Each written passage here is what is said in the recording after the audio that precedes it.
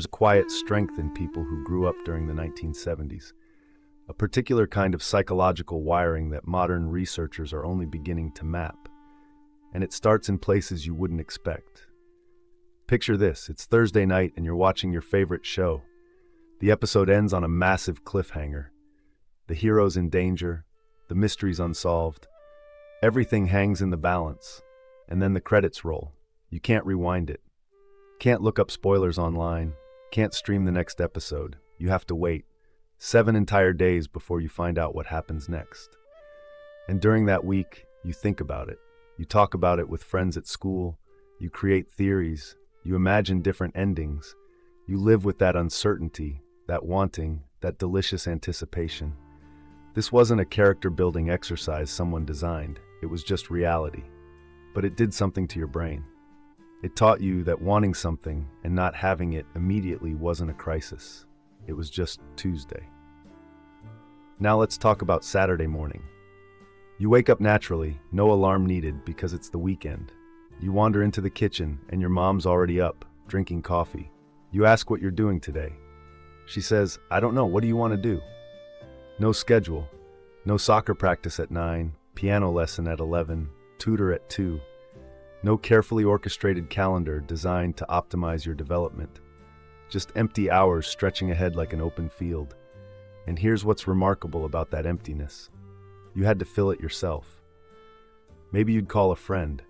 Maybe they'd come over and you'd spend 2 hours just throwing a ball against the garage door, creating elaborate point systems and rules that made sense only to you. Or maybe everyone was busy and you'd end up in the backyard, digging a hole for no particular reason, just to see how deep you could go before hitting rocks or your mom told you to stop. Psychologists now understand that unstructured time isn't wasted time. It's when the brain learns to generate its own motivation, to create meaning from nothing, to be the architect of its own engagement. But you weren't learning a skill. You were just figuring out what to do on a Saturday. Here's what else that happened constantly.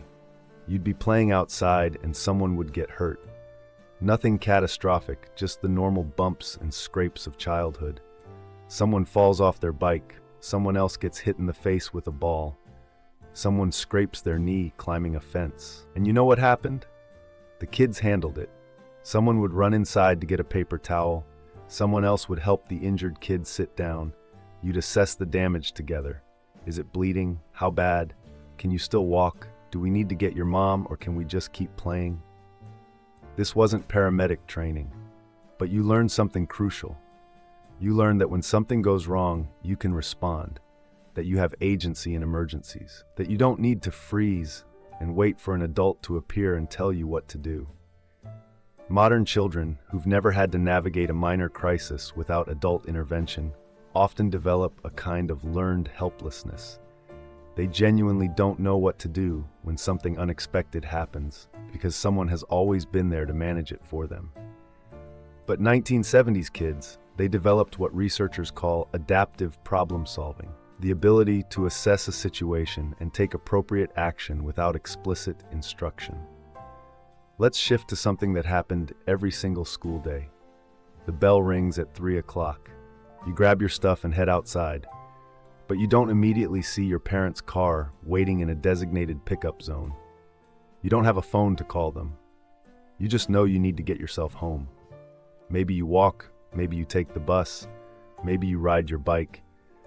But however you do it, you're responsible for the journey. You know the route. You know which streets to take. You know what to do if you miss the bus, or if it's raining, or if you need to stop at your friend's house first. This daily routine of independent transit created something neuroscientists are particularly interested in. Spatial awareness and executive function. You had to hold a mental map of your neighborhood in your head, had to plan routes, had to anticipate problems and solve them in real time, had to manage your time so you got home when you said you would. Now imagine it's a regular Wednesday afternoon. You're home alone doing homework at the kitchen table. The phone rings. You know you're not supposed to answer it when your parents aren't home, but it keeps ringing. 5 rings. 6. 7. You have to make a decision. You answer it. It's someone selling something. You have to tell them your parents aren't home without revealing you're alone. You have to be polite but firm. You have to end the conversation and hang up. Then you go back to your homework, heart beating a little faster, feeling oddly proud of yourself for handling it. These tiny moments of autonomous decision-making accumulated. Each one was a deposit in your psychological bank account, building a reserve of confidence that came from managing real situations, not simulated ones. But it wasn't always easy. There were moments of genuine loneliness, times when you wished someone was there to talk to ask for help, to just sit with you while you watched TV. You'd look at the clock, 4:30. Your parents wouldn't be home until 6. That hour and a half felt long sometimes. But here's what happened in that space. You learned to be okay with your own company. You learned that loneliness comes and goes, that you could feel it without it overwhelming you. That solitude and isolation weren't the same thing. That you could be alone without being lonely, and more importantly, that you could be lonely without it being a disaster. Modern research shows that people who experienced regular periods of solitude in childhood have lower rates of anxiety and depression as adults. They're comfortable with silence. They don't need constant stimulation or validation. They have rich internal lives because they spent time developing them. Now let's talk about money. Remember when you wanted something, really wanted it? A new toy, a specific game, that poster of your favorite band? You'd ask your parents, and they'd say the same thing every time. Save up for it. So you did. You'd collect your allowance, maybe $1 a week. You'd do extra chores to earn more. You'd count your money obsessively, watching it slowly accumulate in whatever container you kept it in. Weeks would pass, sometimes months, and finally, you'd have enough. The walk to the store felt important. The weight of those dollars in your pocket, money you earned, felt significant. And when you bought that thing you'd wanted so badly, it meant something. Not just the object itself, but what it represented. Patience, effort, delayed gratification. The understanding that wanting something and getting it aren't the same moment in time. This created a relationship with desire that's fundamentally different from instant purchase culture. You learned that the space between wanting and having isn't empty time. It's where appreciation grows. It's where you figure out if you really want something or if you just wanted it in that moment. Then there were the summers. Remember how long summer felt? Not just long, but infinite. Like a completely different lifetime between the last day of school and the first day back. You had so much time that you could be bored for days and still have weeks of summer left. You'd spend entire afternoons doing absolutely nothing of consequence. Lying in the grass watching clouds, riding your bike in circles, playing the same game you'd played 100 times before. And that was fine. That was just what summer was. Within that vast expanse of unscheduled time, something was happening. Your brain was processing everything you'd learned that year. It was consolidating memories, forming connections, developing creativity. Neuroscientists call it diffuse mode thinking.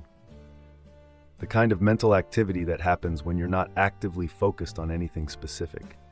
It's when insights emerge, when creativity flourishes, when your brain does its deepest work. Modern children with scheduled camps and planned activities all summer long don't get this processing time. Their brains are constantly in focused mode, always engaged, never wandering. But your brain, it learned to wander. And in that wandering, it discovered things that structured activity can never teach. Here's what all of this created: the solitude, the waiting, the independence, the unstructured time, the minor risks and small failures. It built people with a specific psychological profile. They're comfortable with uncertainty because they lived with it daily. They're resilient because they practiced recovering from setbacks without assistance. They're creative because they learned to generate their own entertainment. They're patient because they experienced that anticipation makes rewards sweeter. They're confident because they proved to themselves repeatedly that they were capable. This isn't nostalgia for a better time. Every era has its challenges and advantages, but there's something undeniable about the psychological toolkit that 1970s childhoods provided. In a world that's becoming increasingly mediated, managed, and supervised, these individuals carry with them a kind of self-sufficiency that's becoming rare. They know how to be alone without being lonely. They understand that boredom is a beginning, not an ending. They've learned that struggle builds capacity in ways that protection never can. And perhaps most importantly, they know deep in their bones that they can handle whatever comes next. Because they've already handled so much on their own, one quiet afternoon at a time.